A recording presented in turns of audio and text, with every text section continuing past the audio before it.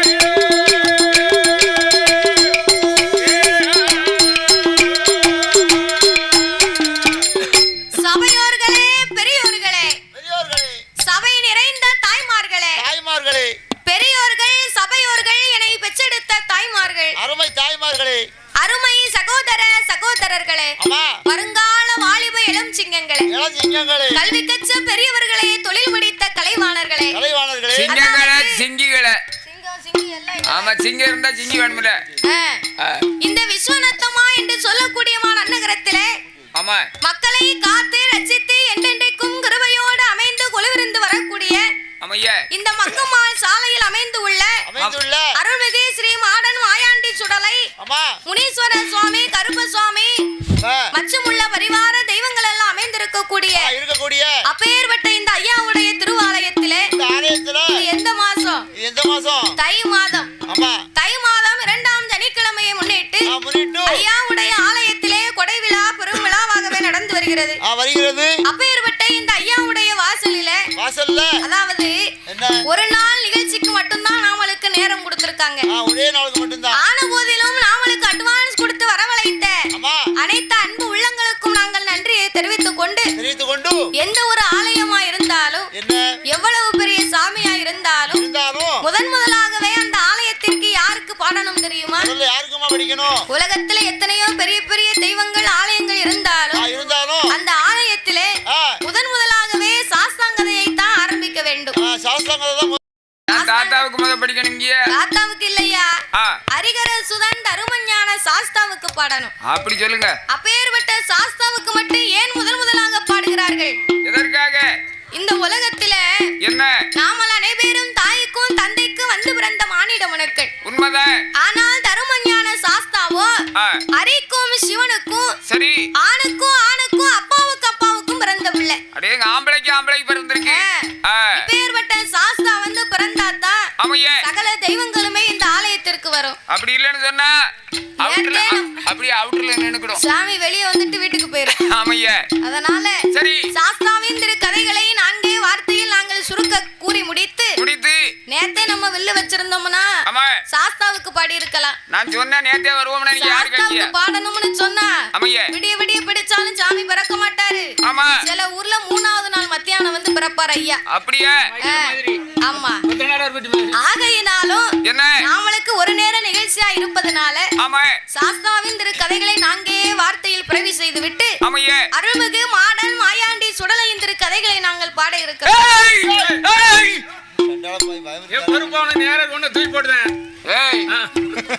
சாமி வந்திருக்காரப்பா, நீ எங்க தூக்கி போடணுங்க? அப்படி சொல்லியா? சுடலைன்னு சொன்ன உடனே அவருக்கு அவ்வளவு அருள் வருது. என்ன மாதிரி விரதம் இருக்கணும். மாயாண்டி சுடலையின் திரு கதைகளை நாங்கள் பாட இருக்கின்றோம். பாடும் பாட்டிலே பலது குச்சங்கள் இருந்தாலும் சொல் குச்சங்கள், இசை குச்சங்கள், கதை குச்சங்கள், கதையிலே பொருள் குச்சங்கள், சாரீர குச்சம் குறை இருந்தாலும் சரீர குச்சம் குறை இருந்தாலும் எங்கள் ஆட்கள் அடி தாளங்களில் ஒரு குறைகள் இருந்தாலும் முன் சொல் பின்னால் வந்திடலாம், பின் சொல் முன்னால் வந்திடலாம். அறிந்து பாடினாலும் நாங்கள் அறியாமல் பாடினாலும் தெரிந்து பாடினாலும் தெரியாமல் பாடினாலும் ஏன் அப்படின்னா கற்றது கைமண்ணளவு என்பார், கல்லாதது உலகளவு என்பார்கள். எங்களுக்கு முன்பாகவே இந்த ஆலயத்திற்கு எத்தனையோ பெரிய பெரிய புலவர்கள், பேரறிஞர்கள், கவிஞர்கள் எல்லாம் வந்து பாடி இருக்கலாம். எந்த மண்ணா இருந்தாலும் இந்த கரிச மண்ணுக்கு காணாது. என்ன மண்ணு இது? கரிசல் மண்ணு. அதிபதி கலைவாணியை படிச்சுட்டு இருக்கான்னு சொல்றாங்க. ஆமா, இன்னும் படிச்சுட்டு தான் இருக்காங்க. அந்த கலைவாணியை இன்னும் படித்துக் கொண்டே இருக்கிறார்கள். கற்றது கையளவு ஆன போதிலும் கற்றது கைமண்ணளவு என்பார், கல்லாதது உலகளவு என்பார்கள். உங்கள் பிள்ளையாகிய நான் மாதவி என்னால் தெரிந்தளவு என் சிற்றறிவுக்கு எட்டியவாறு என் குருநாதர் எனக்கு கற்று தந்தபடி உங்கள் முன்பாக நான் பாடுகின்றேன். 6 பிள்ளை இருந்தாலும் 100 குற்றம் குறைகள் இருக்கலாம். 6 பிள்ளை 100 குற்றங்கள். அடியாளை ஆதரிக்குமாறு கேட்டுக்கொள்கிறோம். பாதி மதி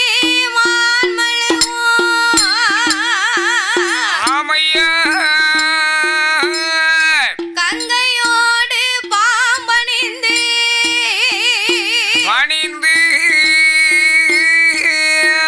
பார்வதியை மனம் புரிந்த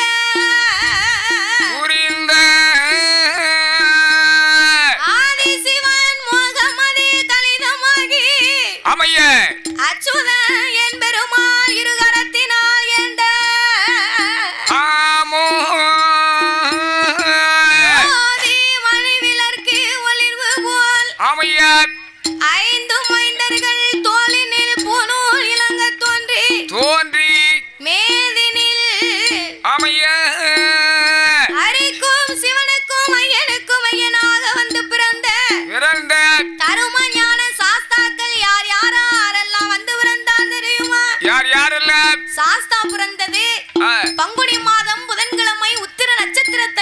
பிறந்தார். அப்படியா? நீ மேல என்னத்த பாக்க? உத்தரத்தை பாக்க. உத்தரம் இல்ல. உத்தரமே இல்லையப்பா.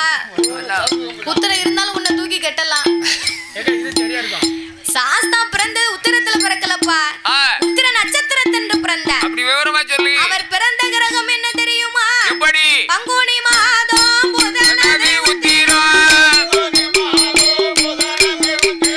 பங்குனி மாதம் புதனது உத்திரம். சாமி பௌரண பஞ்சமி கடக கலகரத்தில் இந்திரமாகவே அமிர்த யோகத்தில் ஆதிக்கும் சிவனுக்கும் பிள்ளையாய் பிறந்தார். கையில் பிறந்தவர்க்கு கையனார் சாமி ஆதியிலே உள்ளவர்க்கு ஐயனார் சாமி ஐயனார் ஐயனார் ஹரிஹர சுதன் ஐயனார் ஐயனார் ஐயனார் அச்சங்கோவில் ஐயனார் ஐயனார் ஐயனார் சபரிமலை ஐயனார் ஐயனார் சொரிமுத்து ஐயனார் ஐயனார் ஆரியங்காவ் ஐயனார் ஐயனார் குளத்துப்புழை ஐயனார் ஐயனார் அலங்காரமுடைய ஐயனார் ஐயனுக்கும் ஐயனார் கருமஞான சாஸ்தாவாக சுவாமி பிறந்தார் சங்கடங்கள் நித்திடவே ஐயனுக்கும் ஐயனாக சுவாமி பிறந்தார் அவருக்கு பொன்னான பூநூலா ஒன்பதித்த நால்வரம்மா வெள்ளையான பூநூலா பெண்களத்தான் நால்வரம்மா ஆனப்பட குதிரப்பட ஐயன் காட்சி கப்பனையா ஐயன் வந்து பிறந்தார் என்று அமர்ந்திருக்கும் தாய்மார்கள் உங்களோட வாயால உலகளவு போடுங்கம்மா காமுக்கா மூன்று நேரம் உலகளவு போடுங்கம்மா அதுக்குத்தான் எல்லாரும் இங்க முன்னால வந்து இருக்கணும். எதுக்கு? நீங்க அங்க இருந்து கொலவு போட்டா எனக்கு எப்படி கேட்கும்? அங்க ஒருத்தரும் கொலவை போடல. கொலவு போடலையோ? யாருக்கும் போட தெரியாது. நான் நினைச்சேன் கொலவு போடுதாங்க நமக்கு தான் எட்டி இருக்கிறதுனால கேட்கல உங்களுக்குன்னு பார்த்தேன். பொங்கல் எங்க வீட்டுக்காரர் தான் பக்கத்துல நின்னு கொலை போடுவாரு. எல்லாம் கொலவு போட்டாரு. நாங்க போட மாட்டோம். எங்க தாய்மார்களுக்கு போட தெரியும். ஆ, கூட்டத்துல அவங்களுக்கு கொஞ்சம் வெக்கமா இருக்கு. அப்ப அது இருக்கத்தானே செய்யும். ஆ, வெக்கப்படாதங்க, நம்ம கோயில்ல நம்ம தான் கொலவு போடணும். அப்போ கொலவு போட்டா தானே சாமி வரும். அம்மா வரும். அதனால நீங்க கொலவு போடுங்க. அம்மையே போட